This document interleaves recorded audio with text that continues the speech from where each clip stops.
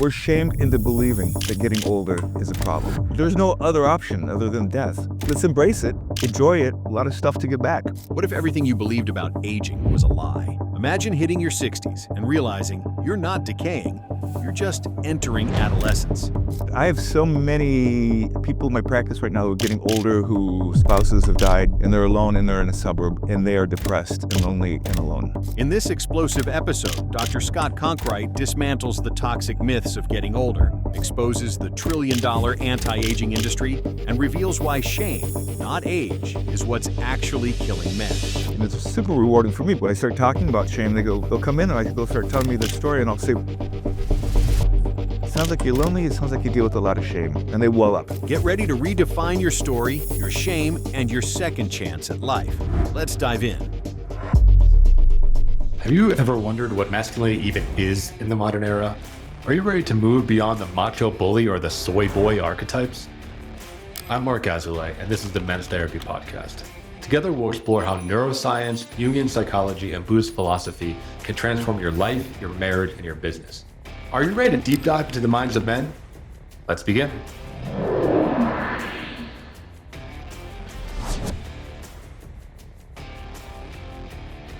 Hello, welcome back to the Men's Therapy Podcast. I'm your host, Marc Azoulay, and I'm here with Dr. Scott Conkright. He is the founder and creator of Affect Relational Therapy.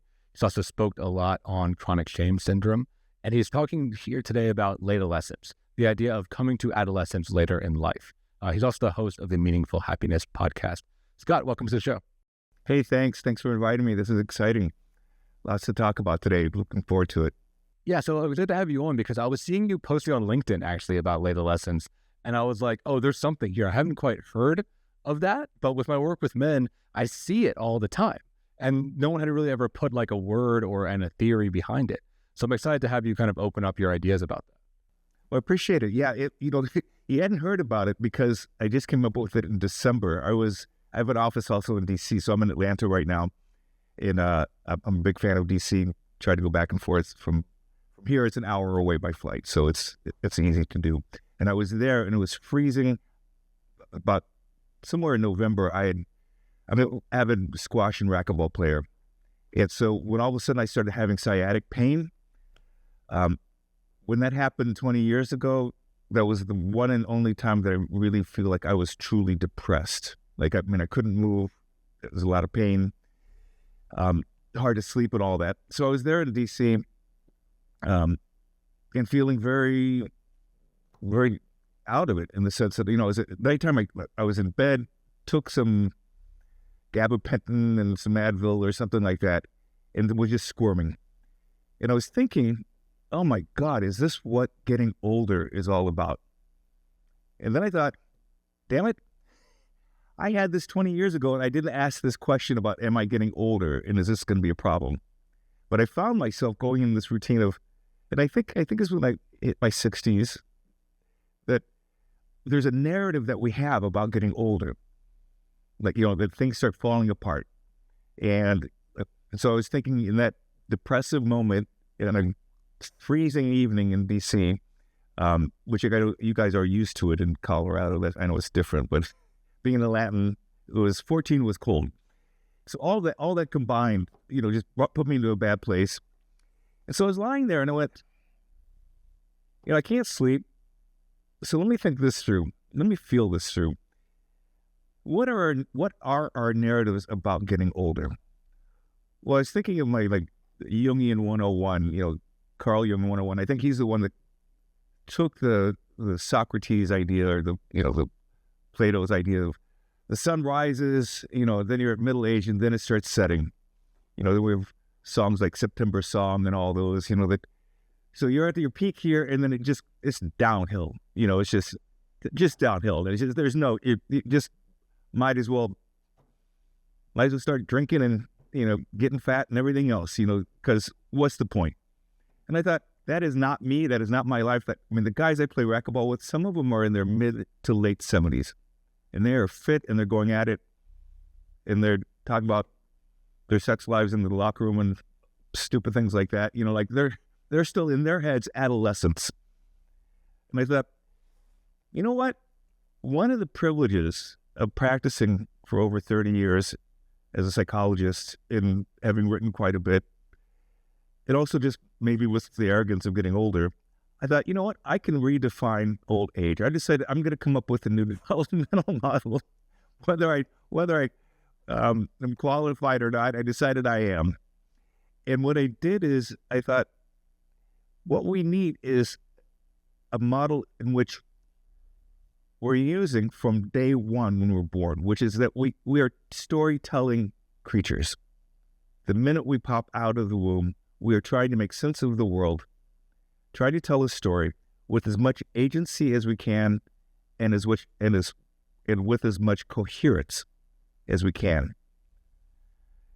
And that continues, and that has to continue till death. It ends there. You can't continue the story after that. But up until that point, you have to be actively rewriting your story. Not always in big ways, but you've got to be, as part of adapting to the world, you have to keep changing your story.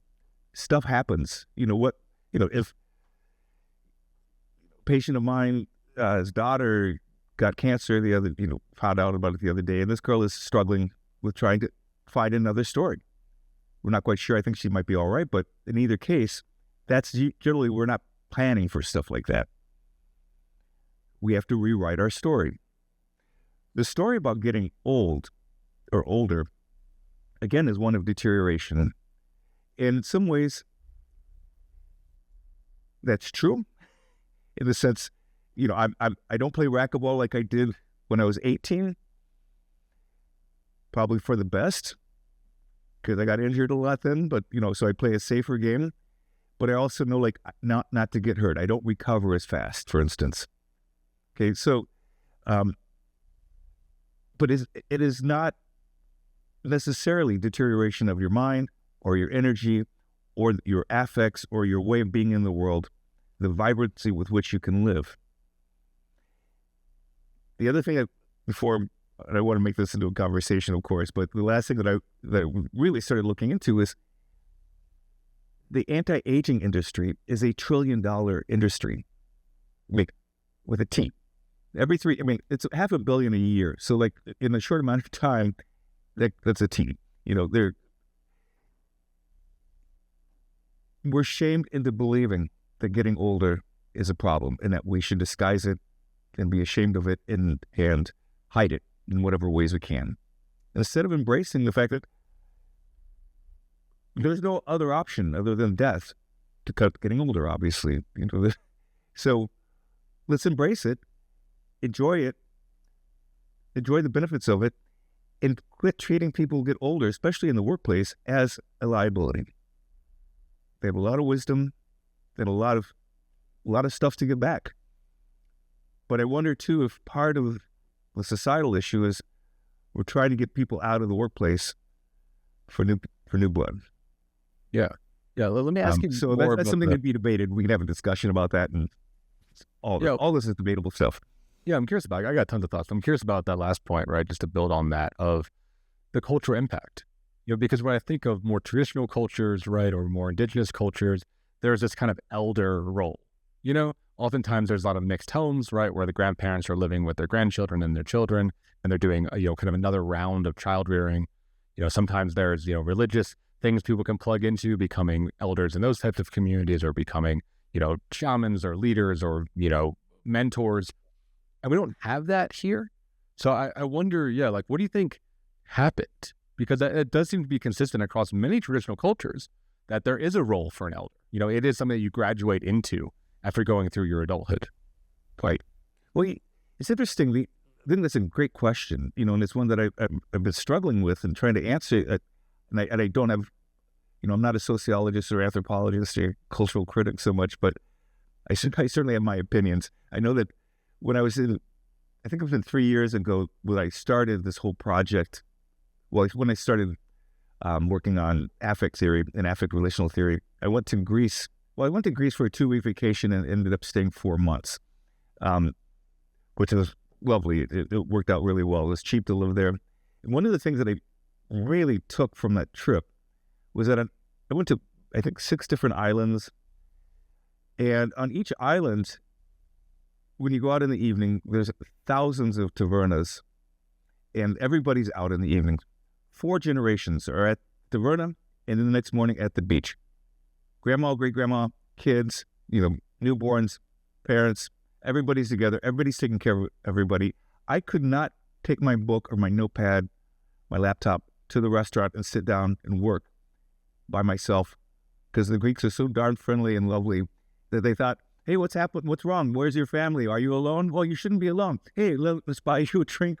Like, can we sit down? And like, all right, sure. I mean, and they were, how could I say no to that?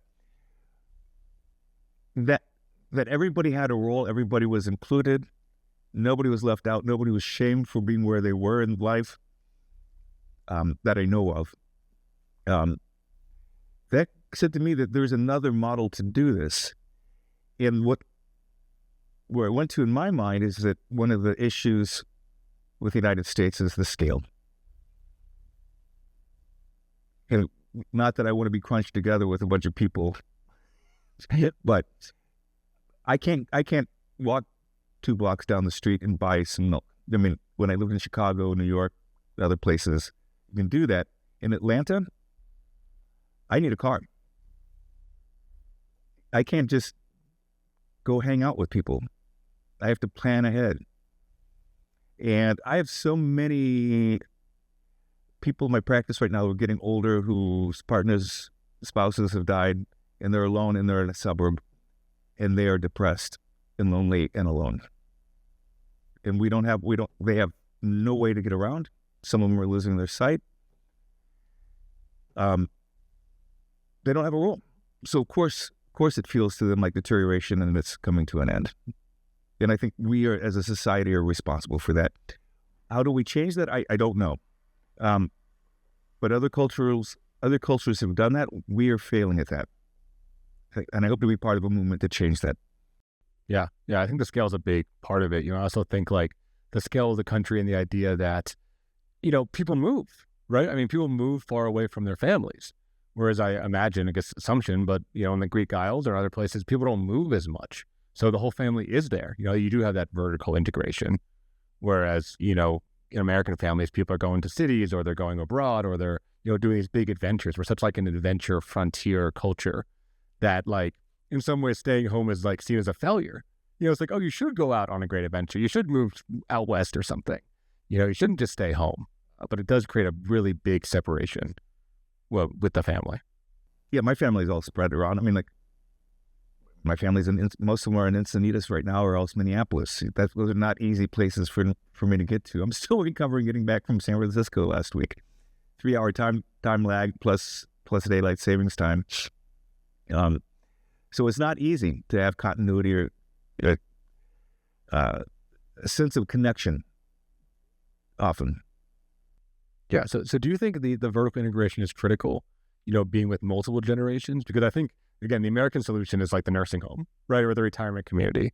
I think that's what our culture has done. Is like, yeah, put all the older people in one place and just keep them separate from society, I think it's been horrible. I think that's the last thing that we, I mean, it's shaming in and of itself. I mean, just think about it. Okay, now we're secluding you from everyone. We're secluding you from all the positive affects, interest, excitement, and enjoyment, joy. You're going to get them on your own in this little retirement home or assisted living program. Without family, without friends, you might make some new friends there, but not with activities that can really be stimulating. I mean, there's a lot of TV watching, playing bingo, things like that, which that's not going to happen to me. I'm not going out that way. And I don't want anybody I know going out that way. Yeah, it's not a little learning, right? There's not a lot of challenge. There's not a lot of growth. It is just kind of like biding your time until you die, which is pretty, tragic, pretty bleak. That's a horrible story. That's a story that we don't want to write or force other people to have to write. Yeah, so what is another story? That's what we're doing. Right? Like if you could redefine elderhood or, late adolescence, like what is that story? So again, the way I'm defining late adolescence is that time, obviously any time after adolescence, So adolescence, let me explain. Adolescence, childhood and adolescence, we're given a story. Like, this is what I want you to be. Our parents tell us this, society and so forth, and, up maybe late adolescence, middle to late adolescence, we're struggling against it and trying to find our identity and trying on different identities and all good stuff. But it's the idea that this is something that was pre-given to me and I have to fight against it at some point. Or you just succumb and you say, this is what I'm going to become a banker, I'm going to become a doctor, and so forth. And you've probably seen this a lot in your practice too, where my family wanted me to be a physician. I did everything. I got accepted in medical school back then, and my ex at the time was in medical school, and I hated everything she was studying. I got lucky. Like, I didn't want to do this. I went into the right field. I mean, it's a wonderful profession, but if it's not one you want to be in, ultimately, and you only do it because that's the story you've been told to follow, at some point, probably earlier than later, you go like, yeah, this is, I got my medical degree. I don't want to do this. I'm a banker. I don't want to do this. I'm doing it. I was told to be a farmer. It doesn't matter. Just you have a prescribed story and you follow it. The minute you start questioning that and start taking ownership of your agency and making the world coherent, a narrative that works for you, that's the beginning of late adolescence. At its very earliest, 25. I have a couple patients right now that, like 24, 25, that are just on the young end of it, but they're doing a great job. They're going like, yeah, I want to do my life differently. Excellent. They're going at it. We're not in a race. It's not a contest. If you start at 45, or if you start at 65, 75, it doesn't matter. But the minute you say, I've lived my life in this way, it's not working for me anymore, I need to rewrite my story, and you do it in a way, preferably, that's very active, and also in community with other people that are doing the same thing, that's a whole different way of being in the world. Yeah, do you feel that's inevitable? Like, is that just a normal part of human development, that at some point we have to pick up the pen ourselves and become the author of our own story? There are so many things that hinder that. Yeah. The biggest hindrance right now, you and I do social media, we do podcasts, and I post a lot. I hate social media because, I love it for what it can do for me and you and all that. It's the biggest hindrance to writing your own story. It's passive consumption. And it is not active involvement. And so it's also very distracting. So in the sense of, there's a place for, I don't want to call it boredom, but there's a place where where there's not distraction and where you're asking yourself, what do I want to do next? Do you have kids? I don't remember, Mark. No, but we're hoping to have some very, very soon. Yeah. Okay. Oh, fantastic. Yeah. With my kids, they say, I want to do some, we didn't allow TV in the house or any of that sort of stuff, phones or anything like that. But they'd say, well, let's do something. And I said, well, hey, listen, I've got stuff to do. Give me about 20 minutes. Well, I don't know what to do. Go find your Legos. An hour later, they haven't talked to me at all. I go in there and I get worried, like there's no noise, I go into the room, I go like, look what I've done. They've created something. They made a story to tell me about what they've done. That doesn't end in childhood. I have to do it. You have to do it throughout our lives. We're not doing that. Yeah, I like that you bring it up. I just want to highlight that fact, and you can go more into it, like having the proper amount of boredom. Because I agree. I think our culture is so anti-boredom. It's all about entertainment and stimulation all the time that we don't get to actually experience creativity or actually get to experience like listening to ourselves and listening to the world. It's all just like eat nothing but candy and popcorn nonstop, right? Let's keep the dopamine firing by any means necessary. Exactly. I need to look this up. But somebody told me about a research story, like some college research psychology department hired or paid $5 or $15 or whatever they pay students nowadays. I think it was $5 back in my days, to do this research project where all they had to do is leave their phones with the researcher and go into a room for 20 minutes and just sit there in silence with nothing to do and answer a questionnaire afterwards.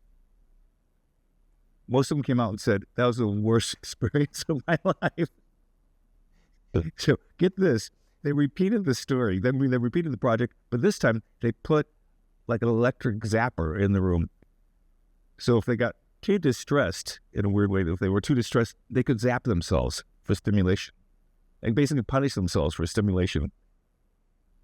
The majority of them did it. They couldn't stand the boredom. That's interesting. They'd rather get electrocuted than be bored. Yeah, exactly. Yeah.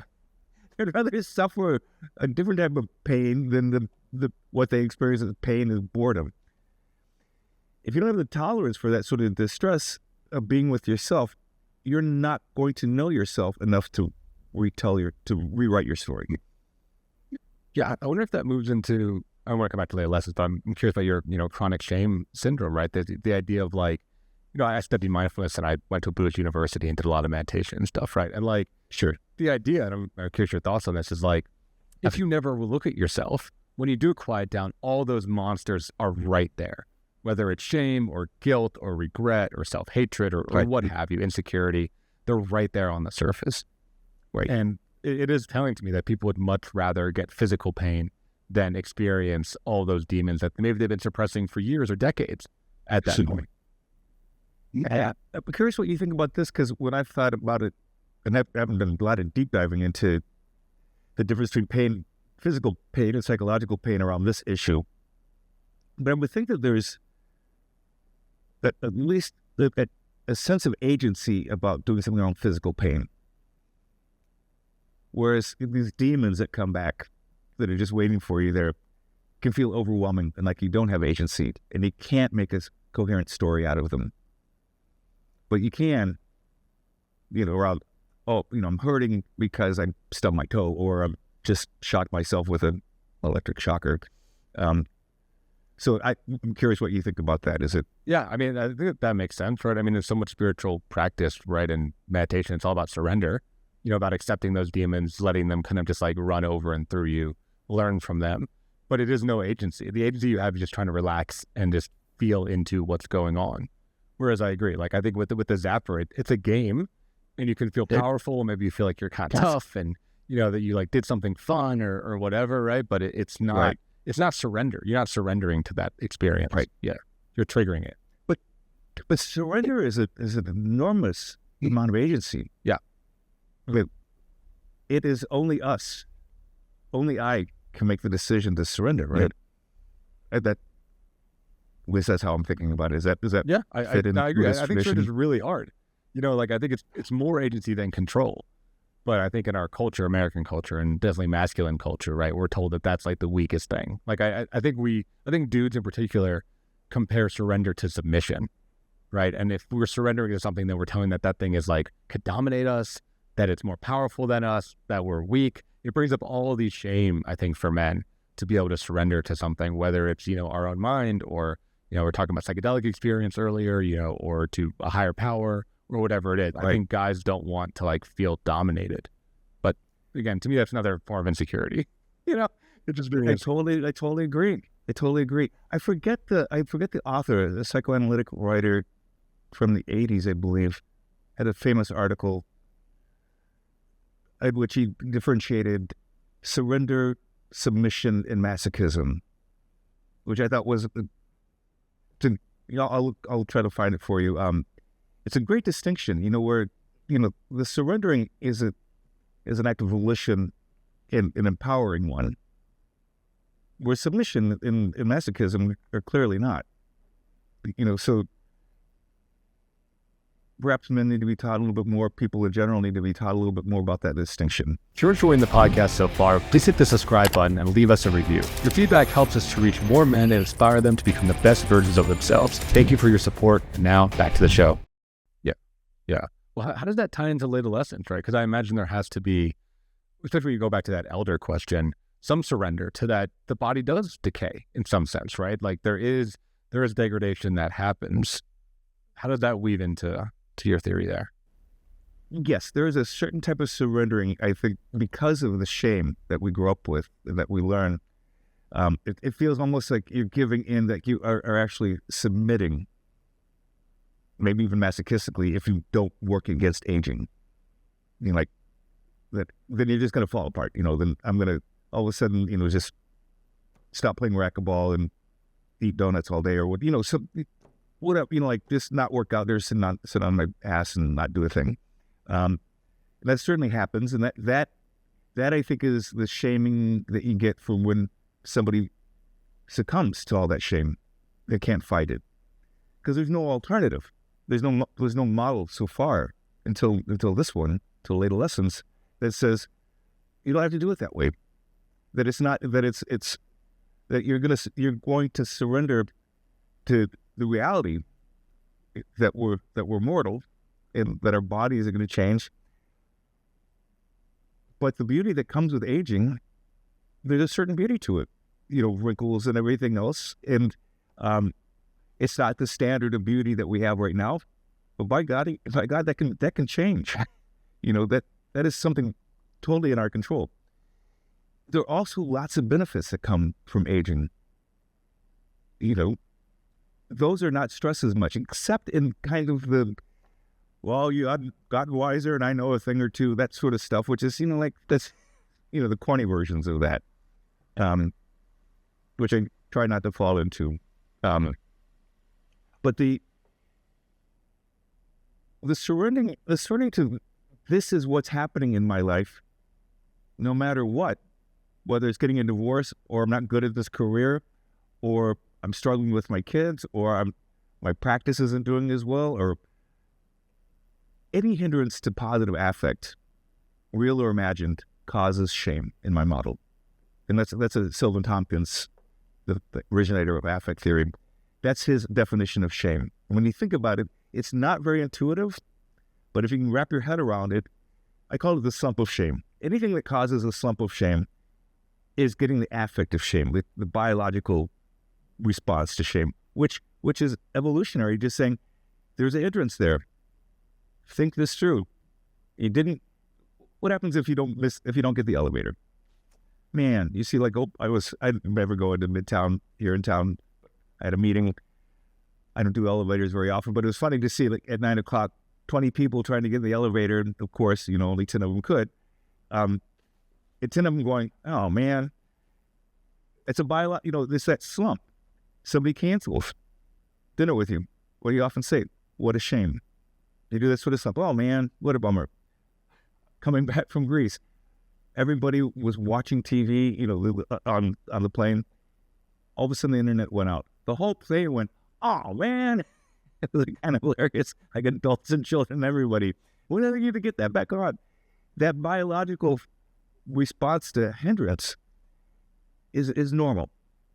Okay. What we've done, and I'm kind of going a little rant here, but sidetrack, but that's the origin of chronic shame, is that what we've done is, as a society, we've weaponized shame. Instead of viewing it as a signal for growth, we now see it as something to be ashamed of. We're now ashamed of our own shame. In the aging process, the way that we do the anti-aging is just part of that process of continual shaming. Does that? It does. Yeah, no, I got a ton of notes. I mean, there's some things I can pull off of this. I'm interested in that definition of shame, right? Because I guess the one that I use is that it's like a moment when you're not living in accordance to your values, when you know that you've like broken your like internal code or what you care about, or you've like lied or cheated or stolen, right? And yeah, I mean, I'm curious to wrap this out with you, because like I think shame is a good thing if it's not personalized. Like you said, if you don't become ashamed of it and you become like a shame state. And I know many therapists in our field, some of them anchor their whole practice on never feeling shame, right? I think a lot of kind of validation therapists, I call them, right? They're just like, everything's fine. You don't need to feel shame. Everything you did is the right thing. Like, you're a good person. But I think there is a biological message that's being missed there of like, yeah, something you're ashamed of, like, it's probably because you broke your own honor code. And it doesn't mean that you're a shitty person, but it means you need to course correct. It's like a moral compass telling you which way to go. But when I hear your theory, the word I use for that is more like disappointment, maybe, like, oh man, didn't get that. Or like, oh, this didn't live up to my experiences or didn't live expectations or live up to my standards. I'm curious, do you make that differentiation between shame and disappointment? What you're talking about is on the high end of shame. Keep in mind that when you break your own, when you don't follow your own values, or whether with yourself or with others, you've created a hindrance to yourself or others. Okay, if you don't get to the elevator on time, you have not reached. There's a hindrance now to what you wanted, which is to get to the elevator on time. If you didn't pass a test that you studied hard for, you didn't live up to your own values of being able to pass the test, but you also did. There's now a hindrance to getting that A or B or whatever that you were looking for. The way to solve this is to do a lot of writing on shame being on a continuum. And so I'll need to explain in a minute a little bit more about affects to make this a little more understandable. But when you're on the low end of shame, you get disappointment. Okay, very mild disappointment. I didn't get the elevator. It's not a big deal. I'll get the next one. Assuming my boss isn't there waiting, going like, "Why are you late again?" One I think is a really interesting one that really plays into chronic shame syndrome is self-consciousness, where all of a sudden you're going like, all eyes are on me, or people just notice that. It's like me walking around at the hotel the other day in San Francisco, not realizing I had Kleenex up my nose, and I looked in the mirror. Somebody goes, "Scott, do you know like you have like tissue up your nose?" It's like, "No, I didn't." And I'm going like, momentarily, like I'm not easily embarrassed, but for all of a sudden I'm going like, "Oh man, how long has that been there?" With that sort of self-consciousness, if you're a teenager or 8-year-old or a teenager or something like that, or even young adult, that sort of self-consciousness can be painful because you want to fit in. You don't want hindrances to connection with your peer group. Okay? And so when you become more and more aware of other people's eyes on you, or have real or imagine have the sense that people are judging you, but then the next step in terms of your lot, when you're talking about not living up to expectations to yourself, then what happens if you're ashamed of shame? You start saying to yourself, there must be something wrong with me. I'm broken in some way. And that's whether that happens, at age 5 with horrible parents that shame you, or worse, or later on. At some point, if that goes on for too long, you end up with chronic shame syndrome. So even if it's just self-consciousness, if you can't go out really to party with your friends without boozing it up, because you're so self-conscious, then you're not going to go out very often and have a good time. You're not going to get presentations. There's going to be other hindrances to things that you want to be successful at. At the highest end, of course, would be shame, then humiliation, mortification. Anything that's a hindrance to what you find valuable causes shame. So if you fail at something, or fail with yourself, if you lie to somebody and that you just lied, and we can all at any time make stupid mistakes. And thank God, shame is there to say, "Scott, that is not you. Go tell that person you lied and make amends," or whatever. Or you tease somebody, or you ridicule them, or you said something out of place. We all make mistakes.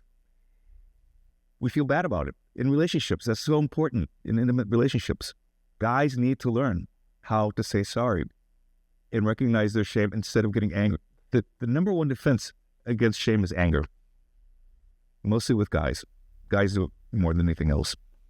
Yeah, and it just creates that self-fulfilling prophecy where we lash out, often the people that we love, our kids or our spouse or whatever, right? Coworkers, and that we're ashamed of that. Right, so it just creates this like continuous death spiral that I see so many people in.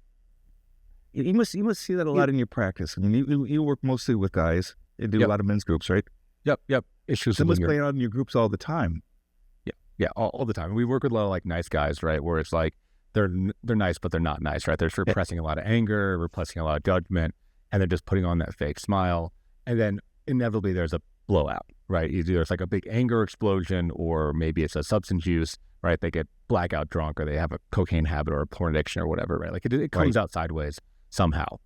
And then the shame kicks it, and now they think I'm not worthy. I shouldn't be married. I shouldn't have my kids. I'm going to give everything in divorce. And it's just like this horrible thing. Yeah. It's a downward spiral, isn't it? Downward spiral that happens so quickly. Yeah. And yeah, because I'm curious for you, like, how do you work with that with men? Because I mean, the way I do it is like, I try to be honest, because I don't think the validation thing works. If you tell a guy like, it's not that bad, he'll look at you and be like, shut the fuck up. Like, I just lost my kid and my family and my job. And I have a DUI right now. Are you out of your fucking mind? Yeah, like, it's pretty bad. It's pretty bad, So like, that obviously doesn't work. Right. Yeah, I try to be honest with them and then be like, okay, you fucked up. You had, you're ashamed of this. Like, how do we work forward and create an action plan? But there's a number of people that can't quite get out of it, right? Once they're in that spiral, it's just like a nosedive. So yeah, any insight would be helpful. I love my men's group for that reason. I mean, one of the things that I do now more than ever is that with my groups, I start them with a fair amount of psychoeducational stuff around affect theory. And, it's not like I can give them a long lecture, but 10, 15 minutes or so every week for the first few weeks. And, a lot of them follow me on social media too, so they're reading my articles and all that. And so they get really educated around these issues. And so for them, it becomes very normative to talk about shame and to name things as shame. So we get over that really quickly, because they'll say, yeah, I did something really shameful, something I feel really ashamed about. And I want to tell you guys that I need your support. And they know that it's not a moral. So the moral judgments that are used around shame are more often self-imposed than imposed by society. Right? In some ways, that's good. So if you got a DUI and you were shitty to your kids and wife, you should be ashamed of that. I don't want you to feel good about that. I want you to use this as a learning experience. Taking it and saying I'm a bad person is not okay in my groups.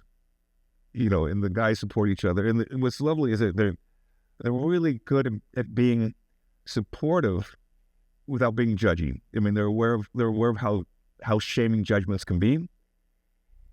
And so it just takes a while. As in running groups, it takes a while to get guys to talk about what they're feeling and to stay on track, and not give advice. And so once somebody, I think, shares their own experiences, similar experiences that are shameful, the shame gets shared. It gets dissipated. And then I think there's space there then to take responsibility for it. So what are you going to do now, buddy? Okay. How are you going to make amends? How are you going to live your life differently? What do you want now? What's your new story about this? This is a time where you say, sounds like you need a new story. The story you've been working, trying to make work doesn't work. What type of marriage do you want to have? What type of parent do you want to be? How's your relationship with alcohol? It doesn't sound like it's a friendly, working, positive relationship. But does that answer your question? Yeah, sure. It does. And it brings up another one.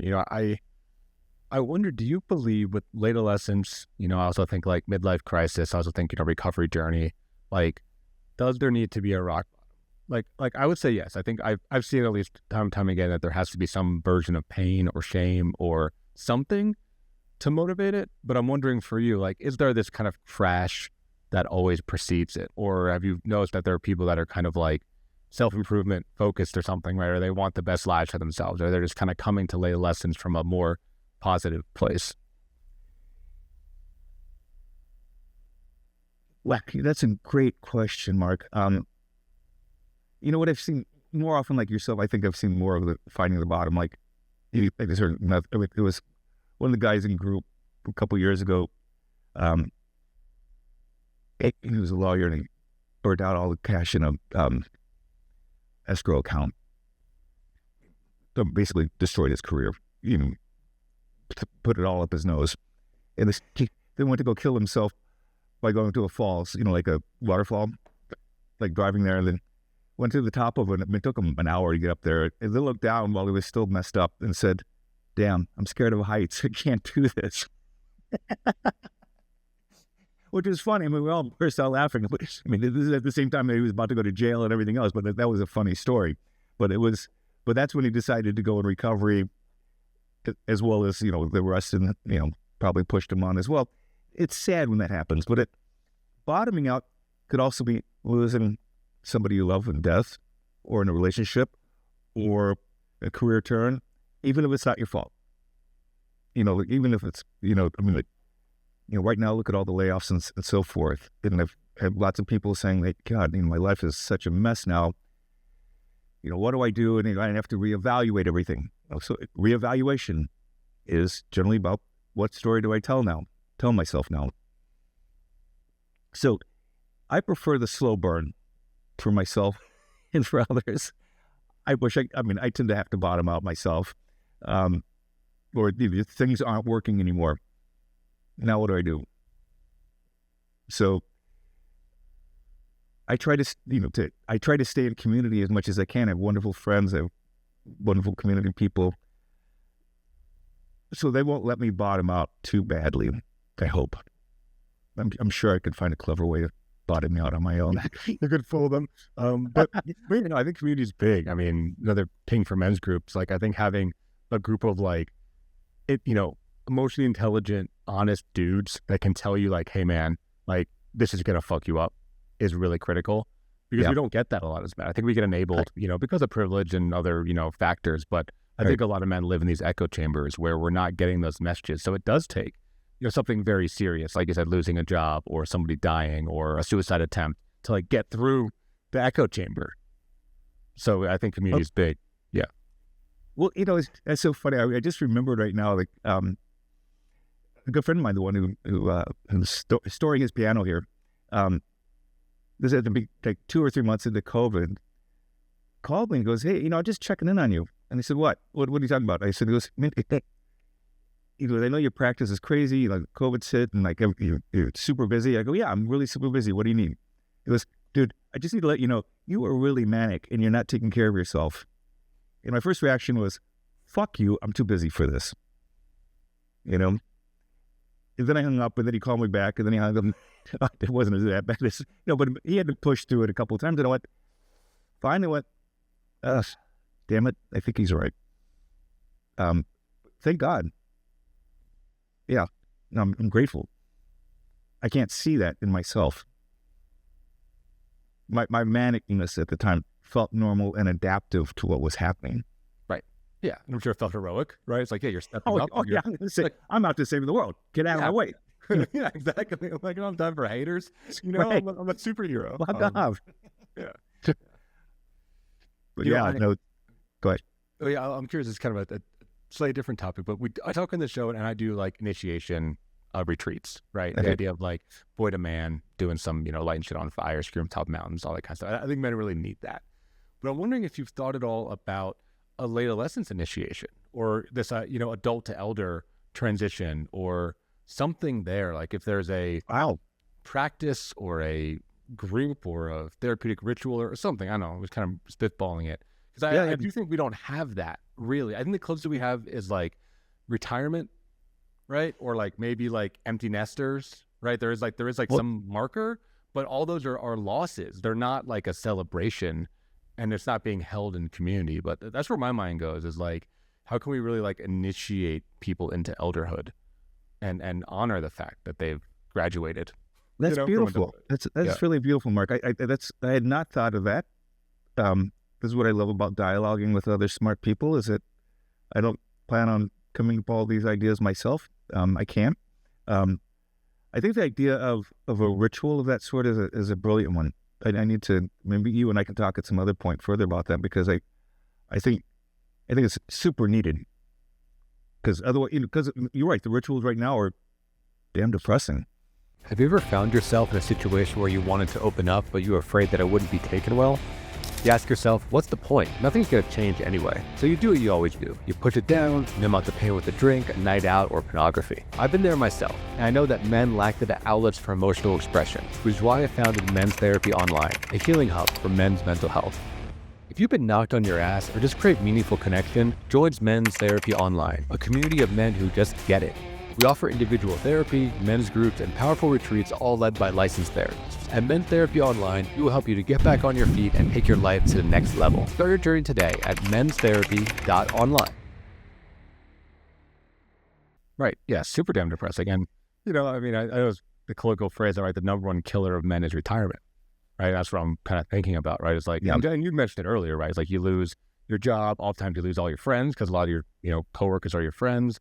You are now on a fixed income, so you can't spend in the same way you used to. So you're losing a lot of lifestyle things. Maybe you're moving to that retirement home. It just sucks for a lot of guys. The story's over. That story is over. That story doesn't have any meaning now. And the major source of your meaning was work for a lot of people, for a lot of guys, more so sometimes than being a family man. So once that's gone, it's like, who am I? So there needs to be a ritual in which you're actively deciding what are you going into? What sort of man are you now? What sort of person, what sort of woman for them, for anybody, who are you? You don't get to just go off to, you can go to the Caribbean for a couple of weeks, but that's fine. What's your task now? Right. Exactly. Yeah. Well, what's your role now? And I think, similar to boy to man rituals, there's this acceptance into the community of elders, right? I think that's one of the big things that the boys get as they go through this usually physical trial, right? But then all the men on the other end are welcome, right? Big hug, you're one of us now. And it's something to be celebrated that you made it, So I think that it should be something that's difficult, but maybe not physical, right? Maybe it's an emotional trial, or maybe it's a spiritual trial, or something that highlights what's needed in the next phase, which I do think is more that mentorship thing, right? And that more wisdom keeper. Definitely. I think again, the community of sport, the support to the support to do the hard work and to keep you on task. Maybe we could just put everybody in a room by themselves for 20 minutes and see how they do. Look, right. Yeah, so something like that, right? For real though, when I think of other cultures, there's candlelight vigils, right? Which is right, you're meditating all night and you're just you and a candle, praying to God or whatever you need to do. But that type of thing where there's initiatory practice of now you're dealing with your demons and you can start on this kind of more emotional. Because I do think I guess I'm curious what you see, because you've been practicing longer than I have. When I see guys that go to therapy, I think the retiree is one archetype of the person who all of a sudden all this shit hits them in the face because they're not working anymore. There's the young man who, like me, who usually had issues, I'm, recovering addict. So a guy that kind of had a messed up childhood or had some drug addiction that has to go to it early. But that kind of middle gap of adults, I don't see a ton of them unless they're getting divorced. Because I think when you're just working and being a dad and trying to get through life, introspection is very low on the priority list. And I know for a lot of men, it's really a survival thing. Do you see that in your years of experience, or what have you noticed? Yeah, divorce, breakups, divorce, job loss, addiction. I like most people, most therapists, at least in Atlanta here, I would say half of my patients are in recovery or need to be, because it's messing up their lives, and they're, but it's just messing up their lives. So I think that when you're messing up your life, that means the story's not working. Because we're biologically wired, for better or worse, to want to do interesting or exciting things, or things that are enjoyable. Those are the two positive affects. Those are the ones that get us, that when we pop out of the womb, that's when you see a baby. There's 9 affects you see on a baby's face when it comes out, before it even has emotions. The positive ones are what get it to go out and do stuff. Even an infant of 2 weeks will still move its head away and try it will take as much agency as it can and try to make a story even at that age, even if it's just at a felt level. The enjoyment is just wanting warmth and wanting satisfaction. We are wired for that. Shame gets in the way of that. So chronic shame is the number one thing that gets in the way of that. So how do you deal with that? Well, alcohol and drugs do that really well. Compulsive work, sex, do that really well. As you know, most people who drink and drug and do porn and everything else do that in isolation. Not always, but the big part of it. You need dialogue and you need community to break out of old habits. I'd like to hear your experience around that.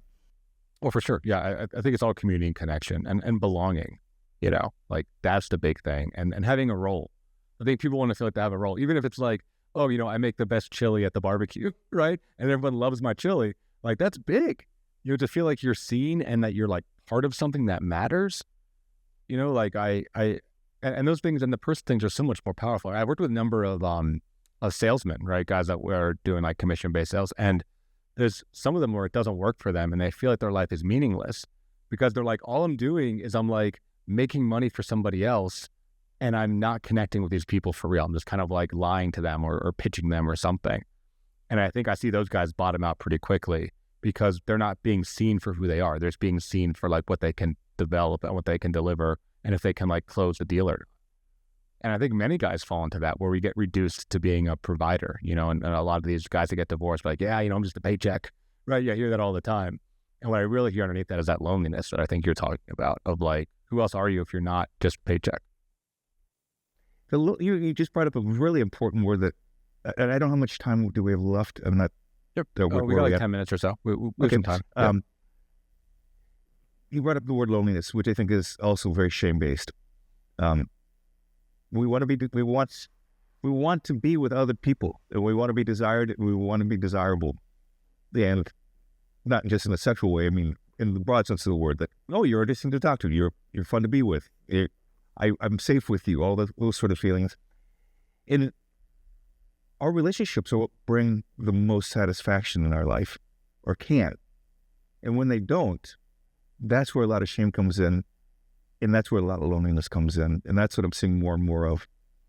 And so answering your question about what brings a lot of my patients in, I think they're just miserable. And they come in, they go, I'm depressed, and I'm on an antidepressant, or I'm anxious, and so forth. And from my theory, heavily based on Tompkins' work, is that depression and anxiety are primarily shame-based. And different medications work with different types of shame, essentially. And so when I start talking about shame, they go often, and it's super rewarding for me because they'll come in and they'll start telling me their story, and I'll say, sounds like you're lonely, it sounds like you deal with a lot of shame. And they well up. They go, damn, you nailed it. Nobody brings up this word. I said, yeah, well, get used to it. I'm going to be using it a lot. And they said, it's okay to cry from day one. I'll cry along with you. Let's get to work. And they're like, it's a wonderful feeling, but because what are we doing in therapy? We're making sure they're not alone. And we're going to help them tell another story. Well, so let me ask you this, right? If someone's listened to this episode and they're inspired by the work, right? What's an action that they can do, whether it's something in the world or a writing prompt or introspection, or to start to play with some of these ideas of late adolescence? What could they do right now? That's a good question. I don't mean to be funny about it. Sit in a room by yourself, quiet for 20 minutes. Yeah, and don't bring the electrode baffer. Don't bring your phone with you or electroshock device. Seriously, to going for walks. One of the things I like about DC more than Atlanta, at least where I'm at, I can't walk very easily. Also, when it's 14 degrees out and blustery and all that, it's hard. But I love walking in DC. That is where I get in touch with myself. So where you're actively, when you're actively talking to yourself and learning how you talk to yourself, and learning how to talk to yourself in nice ways, I think would be the first step. Noticing how you dialogue. one of the things that I do before going to bed every night is I sit down basically at this table and I do a little journaling about how my day was, what was good and bad about it. Invariably, at the end of the day, I'm usually exhausted. There's always trials and tribulations, as you know, in practice, and things that cause shame. There are always hindrances to my projects. But what I've learned is that over time, I'm now at the end of the day going, there were more successes than failures. There were ways that I did things right. What did you do right today? And they can be some very small things. What are the small things that made me happy? You know, one of the things that made me happy yesterday is I now know a woman named Mary at the Kroger grocery store. I've now known her for 25 years. And I say hello to her every time, and she tells me a little bit something about her life. It's not a deeply intimate relationship, of course, but it's so pleasant. That's a success for me. Is that? I think those starting small like that, people spend most of their time beating themselves up all day long. So if they can stop that, by any means, get into a therapy group. That's an important one. That's what saved my life when I was in my early 20s. Yeah, and that was big for me. I mean, starting with AA and then going to men's groups and, you know, the modernality groups and all that stuff. Like, I mean, it's huge. Being with other people is huge. And yeah, like we were saying about talking to yourself, and I would build on that. I recommend to our listeners, like, do it without shame, right? Like, if you're listening to your voice and your inner voice is just like, you suck, you can't believe you fucked that up, like, oh, you're so bad, like, don't judge that. But what I do think, and I'm just thinking about this, is I think it's okay to feel disgust. Because I think for many people, I think men in particular, disgust is the beginning of change. Like, you can look at that and be like, ew, God, I can't believe I talked to myself that way. I need to change that. You know, I need to change that. Like, I don't want to be there. I think that is okay. But the idea is to move forward and be progressive in the way that you're trying to be more friendly, or at least be like supportive, or at least neutral. Just try to be neutral. Start there. You know. But would this be accurate to say that if I heard you correctly, it's like, don't be self-critical. I mean, it's okay to be self-critical, but don't be self-condemning. You know, if that distinction is important, which I think it is. You know, yeah, I want people to be self-critical. There's things you shouldn't be doing, including awful ways of talking to yourself. But you can't just say like, oh, that's another sign that I'm an awful person. That's not going to get you where you need to be.